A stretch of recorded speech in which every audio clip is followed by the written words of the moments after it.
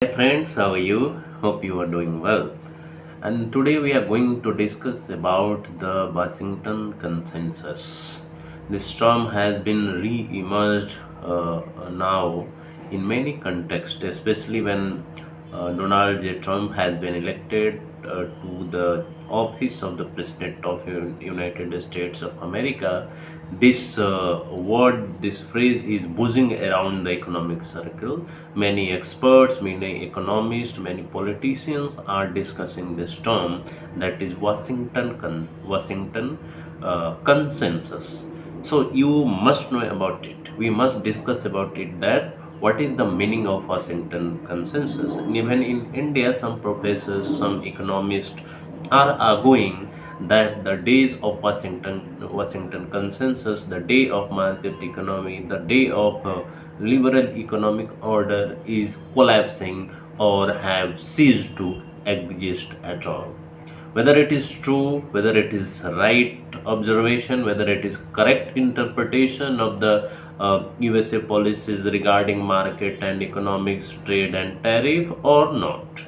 This is the big questions, and but before discussing those questions, we need to understand the Washington consensus. What is it?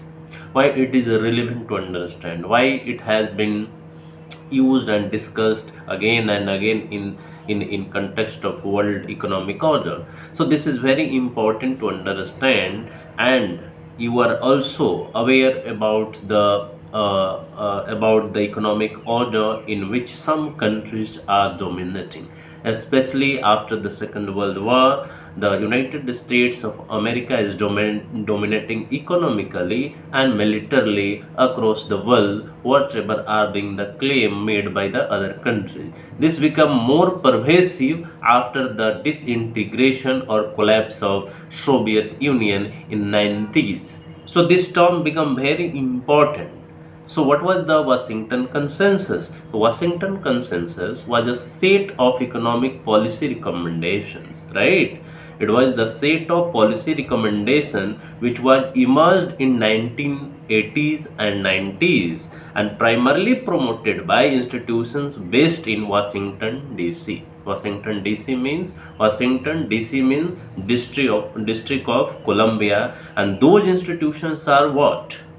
Those institutions are like International Monetary Fund and World Bank and US Treasury Department. These three institutions played very significant role in giving the set of economic policy recommendations to developing countries or countries belonging to South Africa, or you can say developing countries.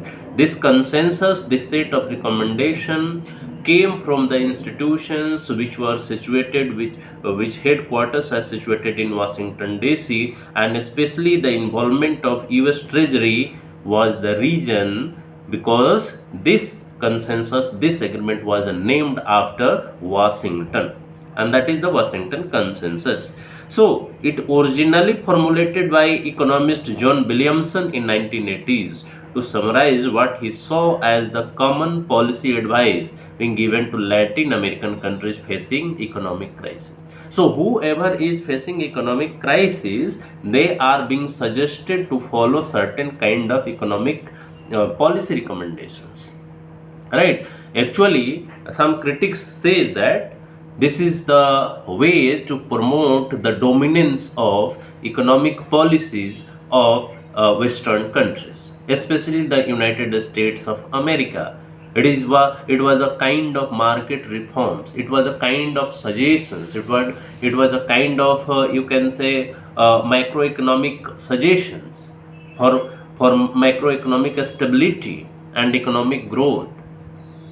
It was their understanding that how a particular economy, if that economy is facing some kind of economic challenges, they will suggest certain measures, they will suggest tax cut, they will suggest social spending, they will suggest more deregulation, they will suggest more market opening, they will suggest reduction of import duty, right? And they have given some points. They have suggested some points, or you can say those points are the key points of that consensus. And these 10 points was originally suggested by famous economist John Williamson. And what was that? The first key ingredient, or first you can say the principle of this Washington consensus is physical discipline. And what is physical discipline? Reduce physical deficit, especially by cutting expensive government spending. It can be also interpreted in a way that they were suggesting to cut on social spending, like old age pension scheme, health insurance, many schemes for poor and deprived. And by cutting down those spendings, they will suggest to reduce physical deficit, right? The first, and that is called physical discipline. Second is reordering public expenditure priorities. It means that shift spending from subsidies and non-productive areas to health, education, and infrastructure. So subsidies and non-productive investments should be reduced. That should not be prioritized, right? For example, subsidy to the farmers, that should be reduced. Farm sector subsidy should be reduced. Farm sector's support to the farmers should be reduced by the government, and they should be focused on particular area of infrastructure, education, and health. But can it be accepted in a country like India?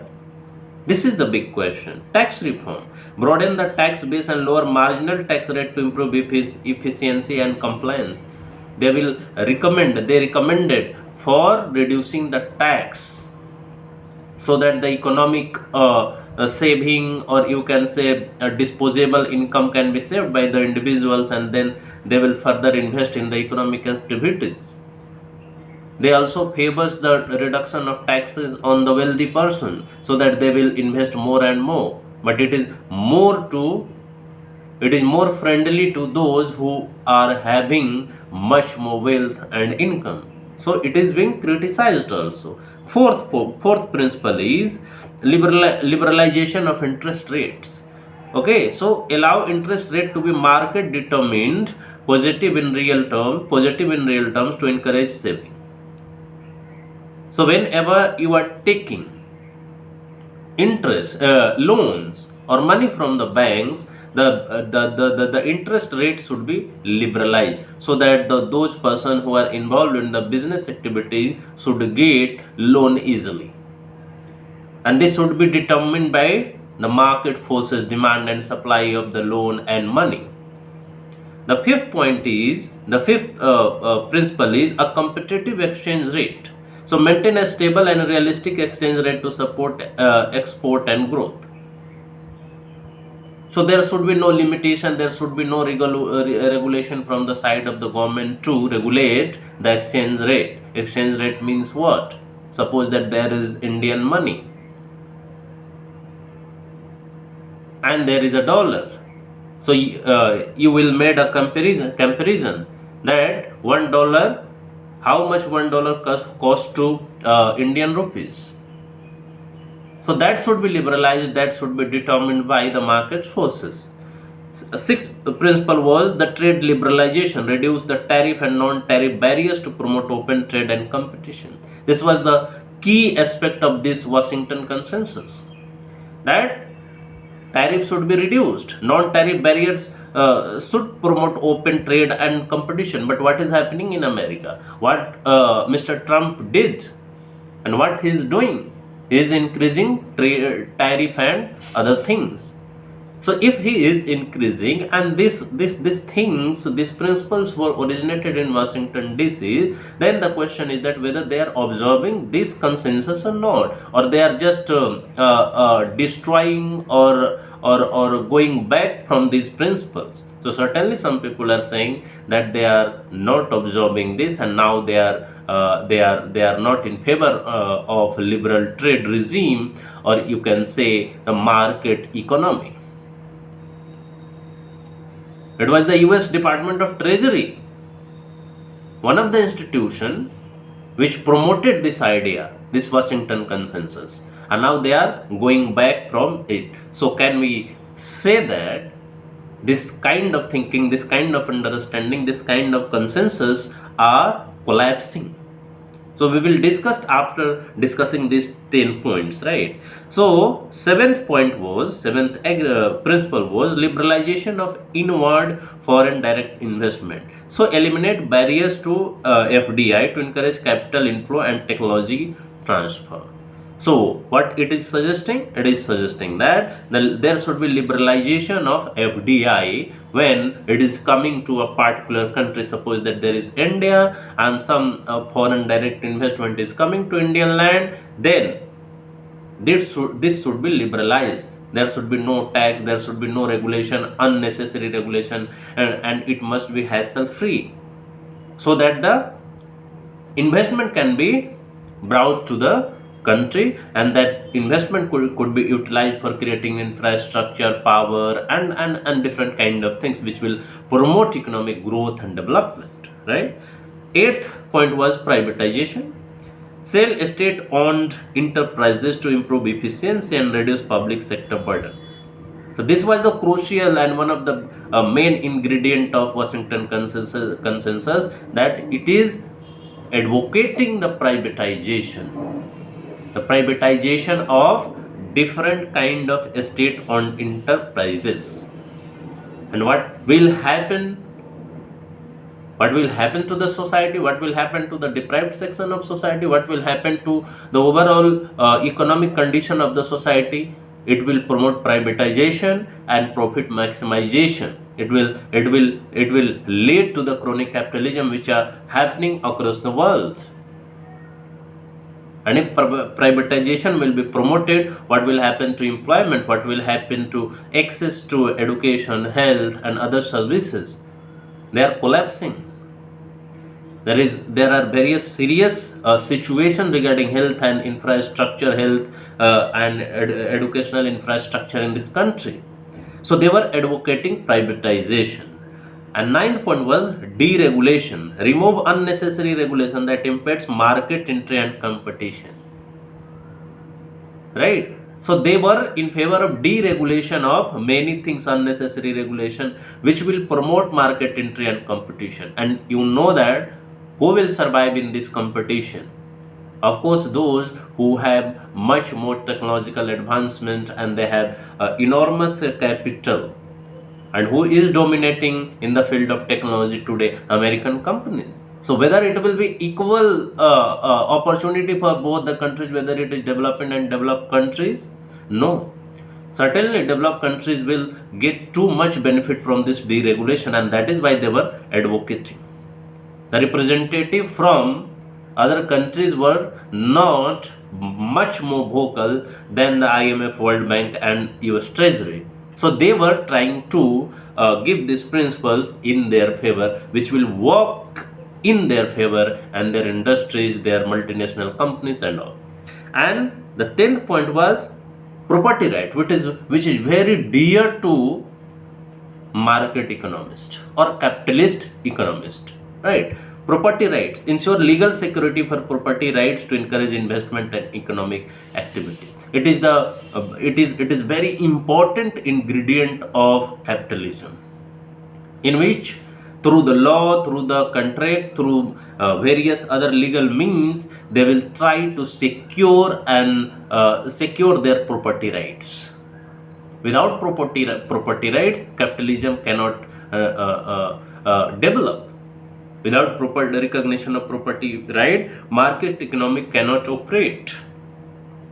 So they are very fearful about the property rights, and that is why they are against those ideologies which are trying to equalize the distribution of wealth. When you will talk about the distribution of wealth, these economists and this kind of ideology will be very fearful about you, right? So this was 10 points, or you can say 10 suggestions given by this Washington consensus.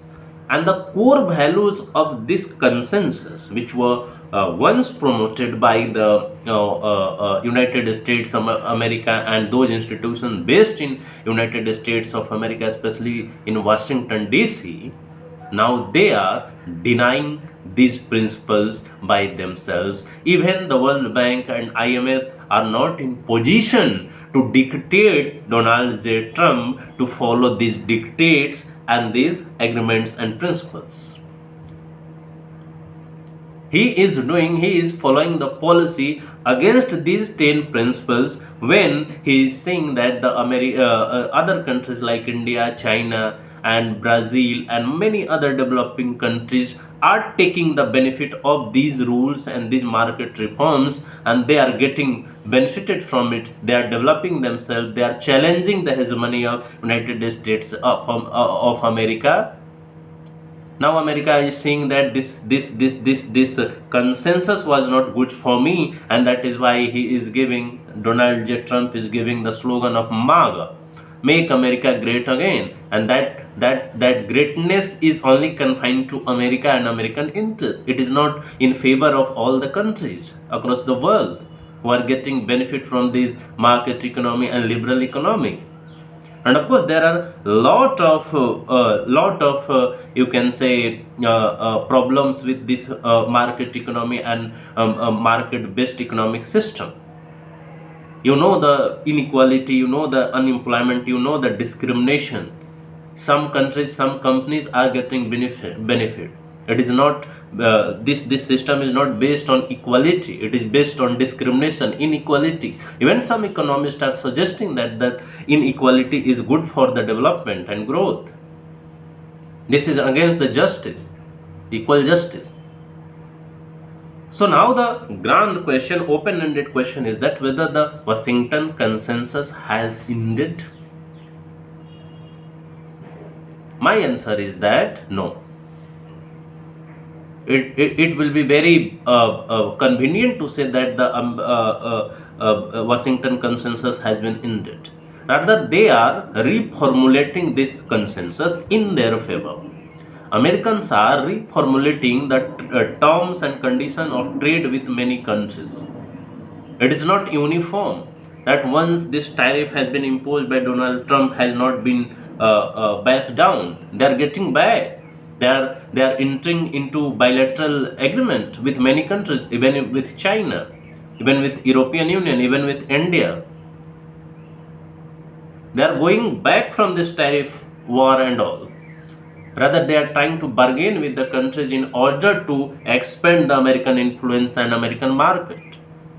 The point is that when they feel that the Washington consensus, the agreement or principles of Washington consensus are going against the American interest, and many countries are getting benefit from it, they are emerging as a economic powerhouse. When they get recognized this, they are going against it, and they are trying to modify these whole principles.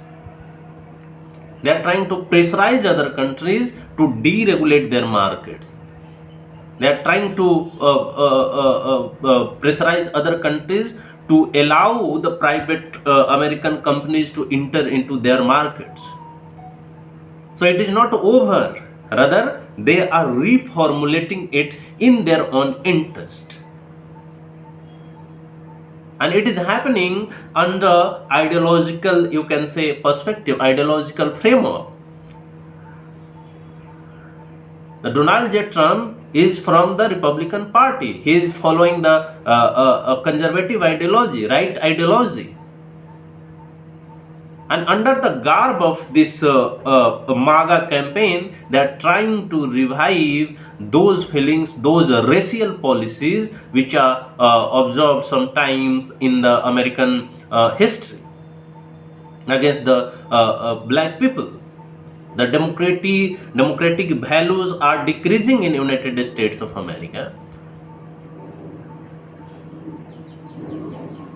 So, and what happened in Ukraine? You can take an example in Ukraine. They have entered into an agreement to exploit the minerals and natural resources, rare minerals in Ukraine. We know that Ukraine and United States of America is not equal in any sense of term. but they have entered. They are saying that we are equal, we have entered into an agreement. But who will get benefit from that agreement? It is United States of America. This was the pressure tactics. This is a kind of capitalism, American capitalism, imperialism or colonialism. You cannot understand this tariff war and trade war without recognizing the tendencies and trends of USA's foreign policies and USA policies. So this is very important. This Washington consensus is not going to end. Rather, they are reformulating in context of new things.